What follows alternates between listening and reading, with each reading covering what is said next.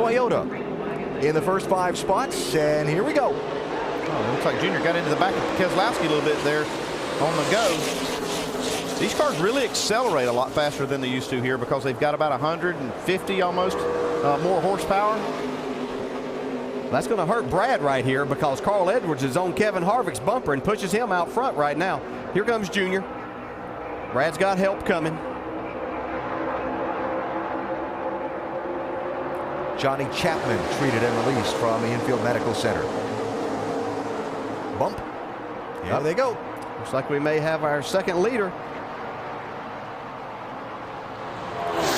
Harvick cuts low in front of Keselowski. Carl Edwards to his outside.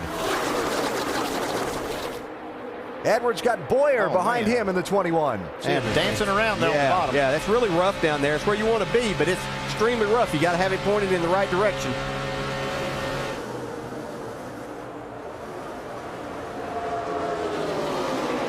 Really interested to watch how some of these drivers, like you saw Keselowski there, he bumped Harvick on the short chute, but he backed off him going into the tri-oval.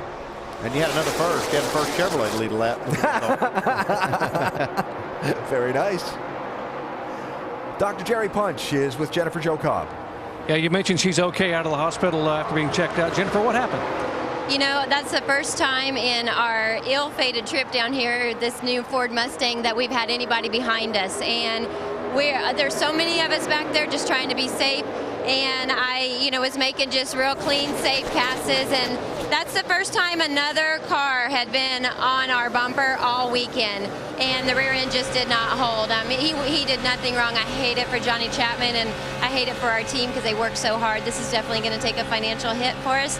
We may not be back. We may have to retract that 3-race deal with Baker Curve because this actually is going to hurt us in that department. But we'll see y'all next week in Chicagoland with the number 13 driven male and the Iowa, our Camping World Truck Series. That's going well, so we're going to focus there for a while.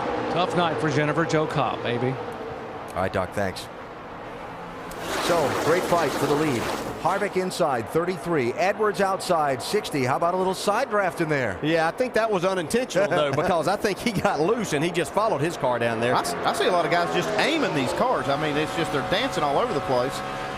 I don't know how they can afford to be doing this bump drafting, but they're getting away with it. Wow. Yeah, that's Clint Boyer we're watching right there. He started back a little ways. He's made his way up towards the front. Earnhardt Jr. got put in the middle there like you were talking about. The wrong way. He's going backwards. Gives up a couple of spots there. Yeah, there's just nothing you can do except try to find you a hole whenever you get put in that situation. Car gets so loose with cars on both sides of you. Yeah, you see Harvick now getting passed by quite a few cars. Must have had to get out of the throttle. Well, we're getting up to lap 14 now. The handling's going to start going away here. What handling there was to start with. The tires were kind of holding them for a while. 3 single file at the front. You're looking back at the double file race for 4th. Talked about Harvick losing some spots. Shannon?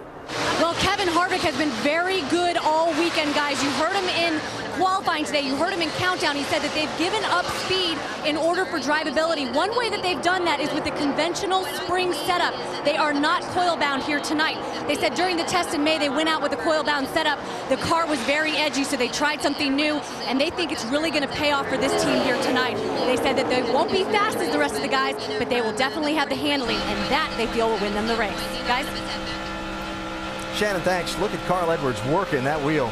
So they're talking about good handling cars. That's a relative thing right now. None of these cars are really handling that great.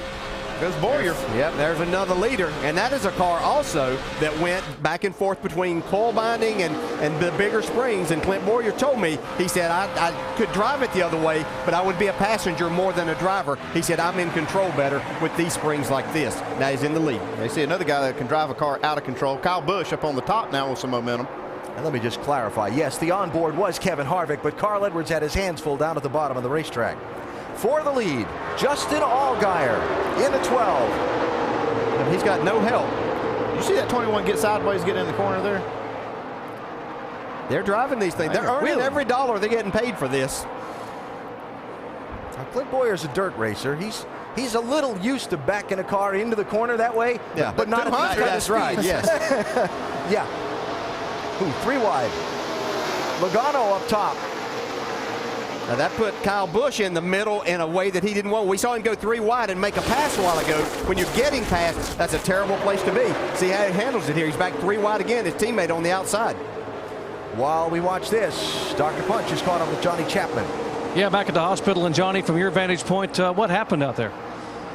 Well, I was trying to stay back there out of the way and let everybody go. And Jennifer come up on me there pretty hard, so I let her go on and let her get. Didn't want to be drafting with anybody right now. My car was really good, and let her go on there in front. And I don't know, she got loose and spun getting in the corner, and you know, at that point there's nowhere to go, and she just come back up the track, and I got collected. But man, I hate it for these guys that's worked so hard to get these cars going, and just terrible. I hate it for them, and they worked awful hard to get this to happen. And man, I just I thought I had plenty of room there, but run come up short. Happens in a hurry here at Daytona, baby. All right, thanks. Joining Chapman and Cobb in the garage, we saw Kevin LePage off the pace earlier. His car was pushed to the garage, and Morgan Shepherd just coasted down the pit lane and made the left turn into the garage. Paul Menard, 98, trying to move forward. He's got Kyle Busch and Brad Keselowski with him. Joey Logano giving up some ground on the outside in the 20. And how about this 15? I talked about earlier, some drivers just having a knack for drafting. That's Michael Annett in the 15, and he just seems to have a feel for this big track stuff. It must be an instinctive thing. I know there's so many drivers that are good at it. You see Jamie McMurray. Dale, you are the same way here. I've never really been able to figure out. You can't put your finger on what the skill set is that makes you good here, but it's like an instinctive thing. Yeah, I had good race cars, though. I won't take that credit, but he does an excellent job. My son Jason spots for Michael Annett, and he says he really does a good job. He's very calm in the car, but really enjoys this type of racing, and that's half the battle if you do enjoy coming here and running in these type of situations. Now, you see Dale Earnhardt Jr. trying to come back around to the outside of Michael Annett. Jr. has fallen down to 11th spot. He's racing Annett there for 10th, and he's got one of the young drivers for his junior motorsports team, Steve Arpin, right behind him in that 7 car, getting some Daytona drafting experience from the boss. Well, if he can hang with Junior, he can learn a lot here. Got more for us, Dave? Yeah, interesting to think about what they must be going through in their mind. Actually, the driver and crew chief, Tony Eury Jr., on Thursday, Eury told me that they had 2 setups they wanted to put in the car, and the one they went with was the one that helped the car recover faster after he got shuffled out of the draft. We haven't seen much recovery here, so I'm really glad they didn't use the other one, but they got to be thinking, man, this shit takes a long time for us to get back up to the front now. Do remember, though, that they didn't run in packs like this in practice, so a lot of the things we talk about, the things that are unknown, they're finding out now for the 3 car. Hard to recover. It's interesting stuff, Dave. Yeah, it really is. And just as it was pointed out earlier, too, I think Kevin Harvick said it, that they haven't really put much more than 20 laps on a set of tires at one time or being out there for that long a time. So they're in unknown territory right now, too, as to what these cars will actually do. And interesting to note that 20 laps in, the lead pack is pretty much strung out single file, and we're beginning to see some guys hunt that high line around the racetrack to try and compensate for their car's handling or lack thereof.